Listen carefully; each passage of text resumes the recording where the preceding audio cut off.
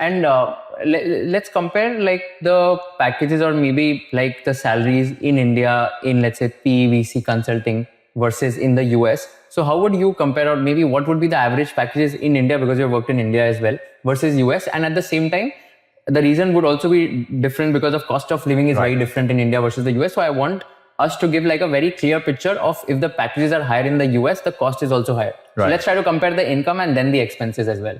Right. Yeah, I mean, yes, it's a good caveat that the cost of living is different across these countries, but also within the US, it can really vary massively if you live in New York or you live in a state that does not have taxes like Miami or whatever, right? So, but we can get to that in a bit. But I think on consulting, India is very underpaid.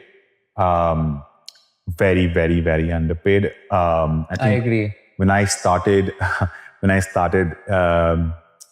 in BCG in 2015, I think it was like, in today's exchange rate, it was like $16,000 a year, which is 1/10 of what people make here after MBA. I mean, of course, my salary was pre-MBA, but even for a post-MBA role there, I would assume it was like $90,000 versus what people make here, which is like more than double for the same work or even more, because in India, you definitely work harder and longer. To tell you, consulting, I think I'll give you the exact numbers. I am Ahmedabad, I am Bangalore if you graduate from there.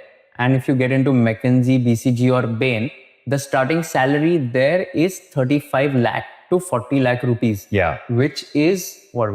5,000? How much? 40 lakhs, like just below 50, right? So 48,000. Yeah, $48,000. And that in the US, you're saying would be, I think that'll be triple or more than that in the US. Yeah, correct. Yeah. So the exact number in the India is around 35 lakhs to 40. Yeah, I think the only caveat there again is in India, the MBAs are all freshers, right? Most people who do IIM do it with like 1 or 2 or 0 years of experience. Yeah, right. So these are really young kids. In the US, you typically have on an average 4 to 5 years of work ex before you do your MBA. So you already are a bit ahead in your career when you graduate from an MBA in the US. So I think that is a very important thing when you talk about these salary comparisons. But yes, at the same time, the same role, so a consultant C1 in India, which is C1. So you start with a first year consultant role is your first thing after MBA here. In India, it's senior associate.